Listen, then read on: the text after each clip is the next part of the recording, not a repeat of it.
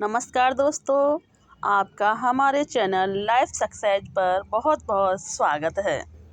आज हम इस क्लास में छायावाद से संबंधित पूर्व परीक्षाओं में पूछे गए प्रश्नों को घटना चक्र के माध्यम से हल करने वाले हैं, जो इस प्रकार हैं। नंबर 1, छायावाद शब्द का सर्वप्रथम प्रयोग किस आलोचक ने किया था? किसने? छायावाद शब्द का सर्वप्रथम प्रयोग किस आलोचक ने किया था? नंबर ए, मुकुटधर पांडे ने। नंबर बी, आचार्य रामचंद्र शुक्ल ने। नंबर सी, हजारी प्रसाद द्विवेदी जी ने। या नंबर डी, नामवर सिंह ने। तो जो छायावाद का जो सर्वप्रथम जो प्रयोग किया था वो मुकुटधर पांडे ने किया था। किसने किया था? मुकुटधर पांडे जी ने किया था। इनके में कुछ विशेष जानते हैं कि छायावाद शब्द का सर्वप्रथम प्रयोग मुकुटधर पांडे ने किया। छायावाद सिद्ध करने में मुकुटधर पांडे थे। श्री शारदा में प्रकाशित लेखमाला की अहम भूमिका रही। मुकुटधर पांडे की सरस्वती में प्रकाशित कविता कुर्री के प्रति को प्रथम छायावादी कविता माना गया है। समस्त हिंदी साहित्य जगत ने इसे स्वीकार भी किया है। इसमें छायावाद के सभी तत्व समाहित थे। सन 1916 में इनकी पहली कविता संग्रह पूजा के फूल का प्रकाशन हुआ था।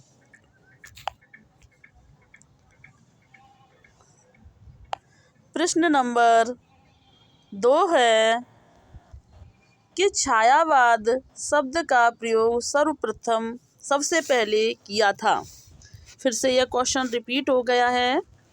तो छायावाद शब्द का सबसे पहले जो प्रयोग किया था वो मुकुटधर पांडे ने इनकी कविता कुर्री के प्रति में किया गया था। प्रश्न नंबर 3 है कि छायावादी युग का प्रवर्तक किसे कहा जाता है? नंबर 1, जयशंकर प्रसाद को। नंबर बी, सुमित्रानंदन पंत को। नंबर सी, महादेवी वर्मा को। नंबर डी, सूर्यकांत त्रिपाठी निराला जी को। तो छायावादी युग का जो प्रवर्तक कहा जाता है वह कहा जाता है जयशंकर प्रसाद जी को कहा जाता है। जयशंकर प्रसाद जी का जन्म 1889 ईस्वी में हुआ था और यह एक छायावादी कवि माने जाते हैं। सुमित्रानंदन पंत जी का जन्म 1900 ईस्वी में हुआ था। यह भी एक छायावादी कवि माने जाते हैं। सुमित्रानंदन पंत जी को कल्पना का कवि भी कहा जाता है। नंबर सी है महादेवी वर्मा। महादेवी वर्मा का जन्म 1907 ईस्वी में फर्रुखाबाद में हुआ था। महादेवी वर्मा भी एक छायावादी कवित्री मानी जाती हैं और महादेवी वर्मा को आधुनिक मीरा के नाम से भी जाना जाता है। Number D, Suryakant Tripathi Nirala.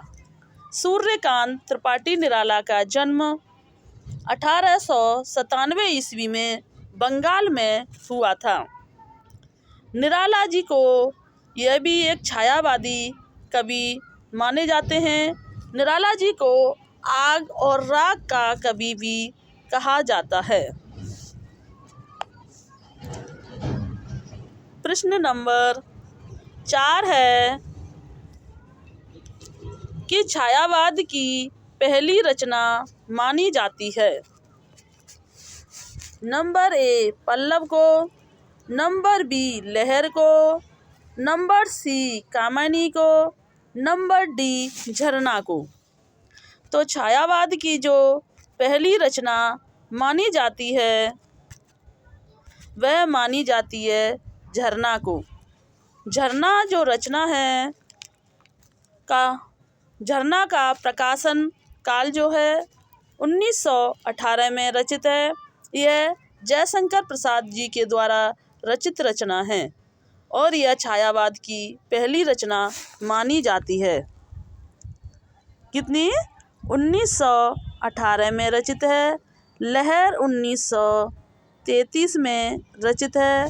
कामिनी 1935 में रचित है, जबकि पल्लव 1926 में रचित रचना है।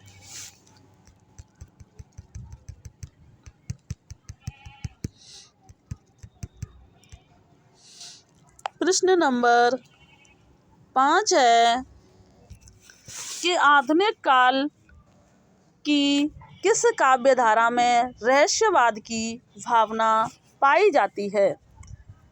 नंबर 1 द्विवेदी युग, नंबर बी छायावाद, नंबर सी प्रगतिवाद, नंबर डी प्रयोगवाद।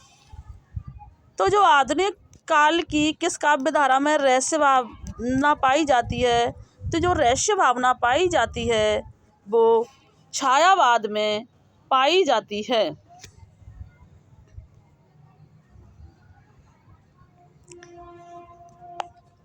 प्रश्न नंबर 6 है कि छायावाद की निम्नलिखित विशेषताएं हो सकती हैं। नंबर ए विशेषण विशेषज्ञ, नंबर बी स्वच्छंद भावावेश, नंबर सी मूर्ति विधान, नंबर डी इतिवृत्तात्मकता। तो जो छायावाद की जो विशेषताएं मानी जाती हैं वह मानी जाती हैं ए को। नंबर ए विशेषण विपर्य, स्वच्छंद भावावेश और मूर्ति विधान, ये तीनों छायावाद की विशेषताएं मानी जाती हैं, बल्कि इतिवृत्तात्मकता छायावाद की नहीं बल्कि द्विवेदी युग की विशेषता मानी जाती है। प्रश्न नंबर 7 है कि चित्रात्मक भाषा एवं लाक्षणिक पदावली किस युग की कविता की विशेषता है? नंबर 1 छायावाद, नंबर बी प्रगतिवाद, नंबर सी प्रयोगवाद, नंबर डी इनमें से कोई नहीं है। तो चित्रात्मक एवं लाक्षणिक पदावली की जो कविता की विशेषता मानी है वह छायावाद मानी जाती है। किसकी है? किस युग की कविता है ये? चित्रात्मक भाषा एवं लाक्षणिक पदावली जो है वो छायावाद युग की कविता की विशेषताएं मानी जाती हैं।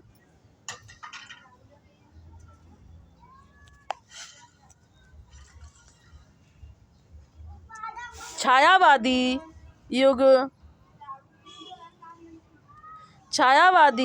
युग मूलतः मुक्तक गीतों का युग है। यह मुक्तक गीत गद्य तथा संगीतात्मक हैं। चित्रमयी कल्पना, लाक्षणिक प्रतीकात्मक शैलियों को अपनाकर छायावादी कवियों ने कविता को सजीव और सरस बना दिया है।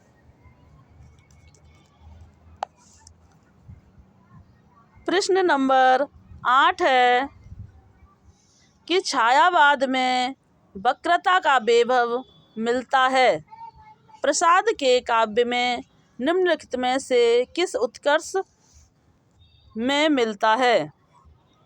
नंबर 1 विविधता, नंबर बी अभिव्यंजना, नंबर सी चारुकता, नंबर डी चमत्कार। तो यह छायावाद में जो वक्रता वैभव मिलता है वह मिलता है अभिव्यंजना में। किस में मिलता है? वह अभिव्यंजना में मिलता है। प्रश्न नंबर 9 है, आधुनिक काल के तीसरे उत्थान की प्रमुख साहित्यिक प्रवृत्ति है। प्रगतिवाद, प्रयोगवाद, हालावाद, छायावाद। तो आधुनिक काल के जो तीसरे उत्थान की प्रमुख साहित्यिक प्रवृत्ति है वह है छायावाद। क्या है? आधुनिक काल के तीसरे उत्थान की जो प्रमुख साहित्यिक प्रवृत्ति है वह छायावाद है। नंबर 10 है, जयशंकर प्रसाद की कामिनी की भाषा है। नंबर ए सदुकड़ी, number B Awadhi, number C Brajbhasha, number D Khari Boli. तो जयशंकर प्रसाद जी की जो कामिनी की भाषा है वह है खड़ी बोली। जयशंकर प्रसाद जी ने कामिनी की रचना 1935 में की थी। किस में की थी? 1935 में की थी और इसमें 15 सर्ग थे जो हैं चिंता, इन्हें याद, जिसमें 15 सर्ग हैं चिंता, इन्हें याद करने की ट्रिक अभी क्रम से नहीं याद। चिंता, आशा, श्रद्धा, पूरे नहीं पता, अब पूरे नहीं याद आ पा रहे हैं। इसलिए कामिनी को छायावाद का उपनिषद किसने कहा है? कामिनी को छायावाद का उपनिषद डॉक्टर नगेंद्र ने, मुक्तिबोध ने, या डॉक्टर इंद्रनाथ मदान ने, या शांति प्रिय द्विवेदी जी ने। तो कामिनी को जो छायावाद का उपनिषद कहा है वो शांति प्रिय द्विवेदी जी ने कहा है। किसने कहा है? कामिनी को छायावाद का उपनिषद शांति प्रिय द्विवेदी जी ने कहा है। प्रश्न नंबर 12 है, कामिनी में श्रद्धा किसका प्रतीक है? नंबर 1 तन का, नंबर बी मन का, नंबर सी हृदय का और नंबर डी बुद्धि का। तो जो कामिनी में जो श्रद्धा जो है किसका प्रतीक है? वो हृदय का प्रतीक मानी जाती है। श्रद्धा जो है हृदय का प्रतीक है, इड़ा जो है बुद्धि का प्रतीक मानी जाती है और मनु जो है मन का प्रतीक मानी जाते हैं, इड़ा बुद्धि का प्रतीक है और श्रद्धा जो है वो हृदय का प्रतीक मानी जाता है। प्रश्न नंबर 14 है, कामिनी की श्रद्धा का प्रतीक है।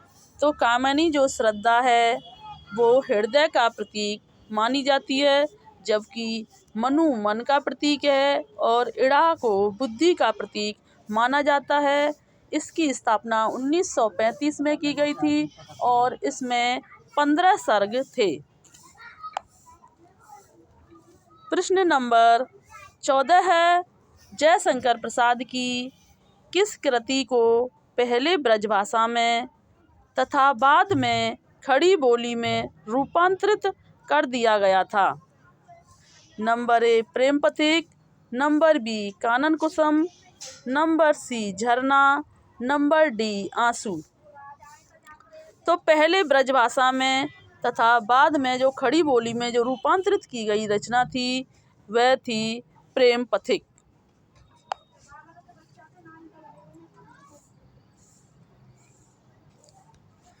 छायावादी कवि जयशंकर प्रसाद की रचना प्रेम पथिक 1913 में पहले ब्रजभाषा में की गई थी, किंतु बाद में उसे खड़ी बोली में रूपांतरित कर दिया गया था। यह भी उल्लेखनीय है कि कानन कुसुम और झरना के परवर्ती संस्करणों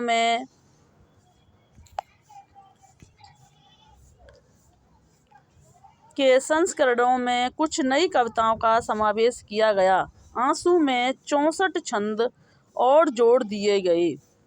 अन्य महत्वपूर्ण तत्व हैं। जयशंकर प्रसाद की प्रमुख काव्य रचनाएं हैं।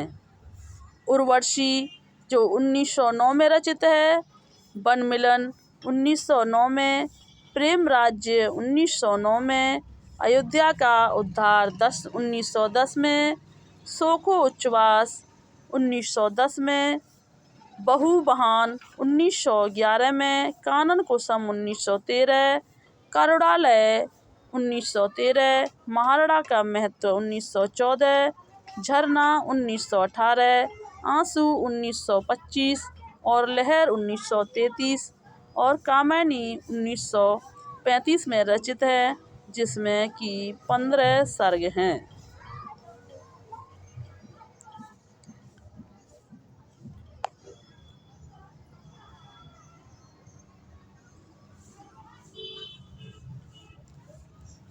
प्रश्न नंबर 15 है, आंसू है मुक्तक काव्य, अतुकांत काव्य, प्रबंध काव्य या इनमें से कोई नहीं है।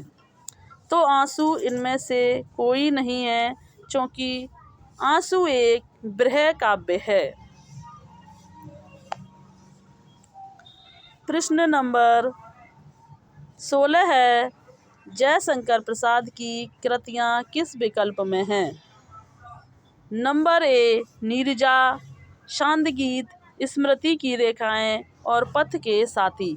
यह सभी रचनाएं महादेवी जी की रचना हैं, जबकि झरना, लहर, ध्रुव स्वामिनी यही जयशंकर प्रसाद जी की रचना हैं। कौन सी हैं? तो यह हैं झरना, लहर, ध्रुव स्वामिनी और स्कंद।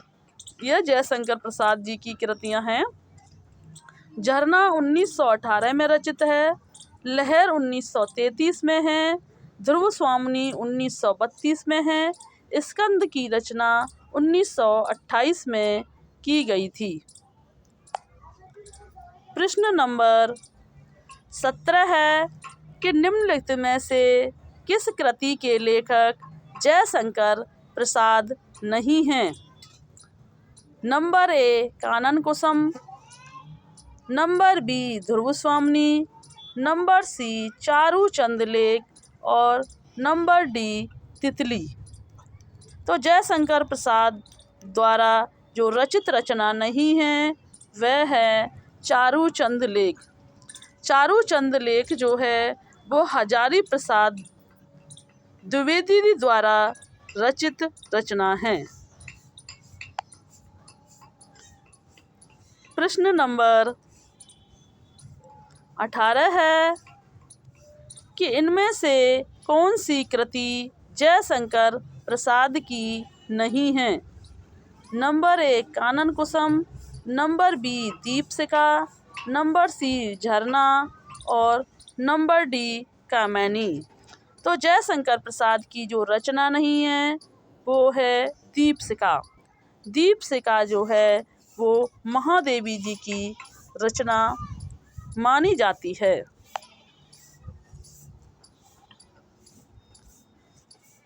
निम्न में से कौन सी रचना महादेवी वर्मा की नहीं है?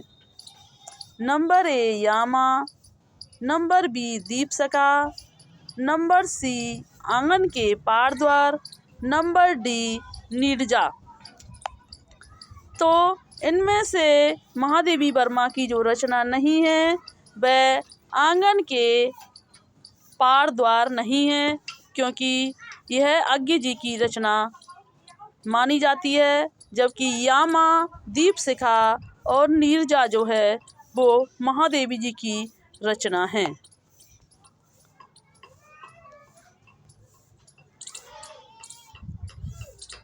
प्रश्न नंबर 20 है कि निहार की रचना किसने की थी?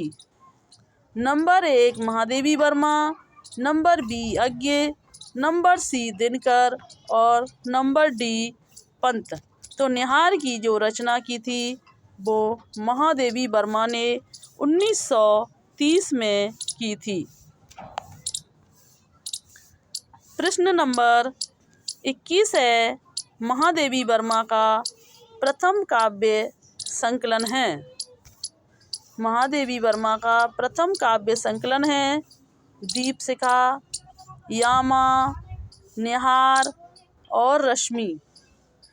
तो जो महादेवी वर्मा के जो प्रथम काव्य संकलन है वह है निहार। निहार जो है 1930 में रचित रचना है। दीपशिखा 1942 में है और रश्मि 1932 में है, जो कि बौद्ध धर्म से संबंधित रचना है।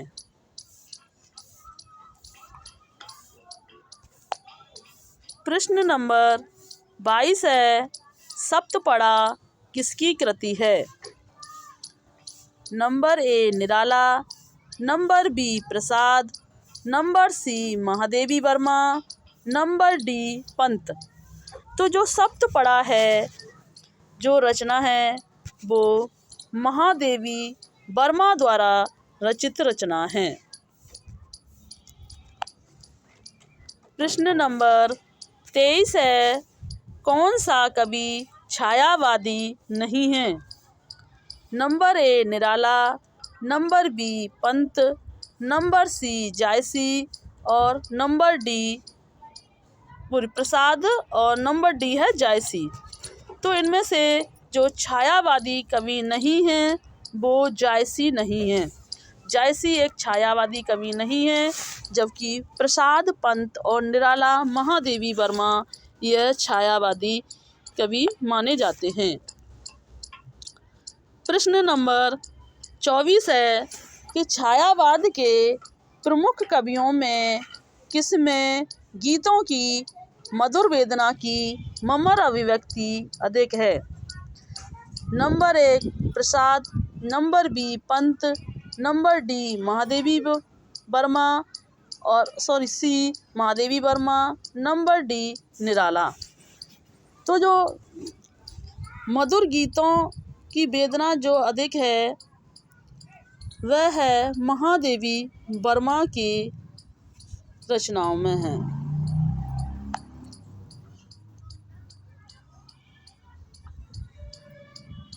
प्रश्न नंबर 25 है कि केवल सूक्ष्मगत सौंदर्य सत्ता का राग कहकर छायावाद का किसने विरोध किया है।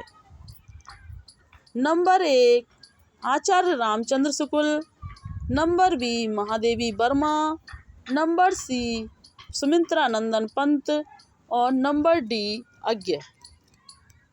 तो केवल सूक्ष्मगत सौंदर्य सत्ता का राग कहकर जो छायावाद का विरोध करने वाली हैं वह हैं महादेवी वर्मा हैं।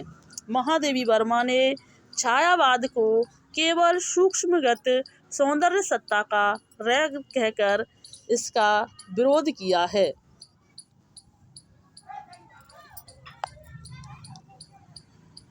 प्रश्न नंबर 26 है, मैं नीर भरी दुख की बदली यह कथन किसका है। Number A Mahadevi Verma, number B Prasad, number C Pant, number D Nirala. तो मैं नीर भरी दुख की बदली यह कथन जो है महादेवी वर्मा द्वारा रचित रचना का है। महादेवी वर्मा का जन्म 1907 ईस्वी में फर्रुखाबाद में हुआ था। महादेवी वर्मा को आधुनिक मीरा के नाम से भी जाना जाता है। नंबर बी जयशंकर प्रसाद का जन्म 1889 ईस्वी में सुगनी साहू परिवार में हुआ था। नंबर सी पंत का जन्म 1900 ईस्वी में हुआ था और पंत जी को कल्पना का कवि माना जाता है। नंबर डी निराला। निराला जी का जन्म 1897 ईस्वी में बंगाल में हुआ था। प्रश्न नंबर 27 है कि हिंदी काव्य की आधुनिक मीरा किसे कहा जाता है। Number A Mahadevi Verma, number B Kirti Chaudhary, number C Sumitra Kumari Chauhan, number D Vandana Vajpeyi को। तो हिंदी की जो आधुनिक मीरा कहा जाता है, जैसा कि हम पहले भी ऊपर बता चुके हैं, महादेवी वर्मा जी को आधुनिक मीरा कहा जाता है।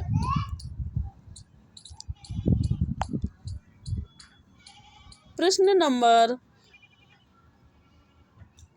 28 है कि तेरा वैभव देखूं या जीवन का क्रंदन देखूं, यह पंक्ति है निराला, अज्ञे, महादेवी वर्मा और बच्चन। तो जो तेरा वैभव देखूं या जीवन का क्रंदन देखूं, जो यह पंक्ति हैं वो महादेवी वर्मा जी के द्वारा रचित हैं। प्रश्न नंबर 29 है कि निराला की कविता राम की शक्ति पूजा पर किस रचना का सर्वाधिक प्रभाव है। Number 1 Ramcharitmanas, number B Valmiki Ramayana, number C Saket और नंबर डी है कृतिवास रामायण। तो जो राम की शक्ति पूजा पर जो सर्वाधिक प्रभाव जो माना जाता है वो कृतिवास रामायण का माना जाता है। राम की शक्ति पूजा 1936 में रचित रचना है। साकेत की रचना 1931 में मैथिली शरण गुप्त जी ने की थी, जबकि रामचरितमानस जो है तुलसीदास जी के द्वारा रचित रचना है। रामचरितमानस में 7 कांडों का वर्णन किया गया है। प्रश्न नंबर 30 है कि निराला की कविता राम की शक्ति पूजा पर किस रचना का सर्वाधिक प्रभाव है। यह क्वेश्चन फिर से रिपीट हो गया है। तो राम की शक्ति पूजा पर कृतिवास रामायण का प्रभाव था। राम की शक्ति पूजा 1936 में रचित रचना है, जबकि रामचरितमानस तुलसीदास जी के द्वारा रचित है और इसमें 7 कांड हैं। हम आज की क्लास को यहीं पर समाप्त करते हैं।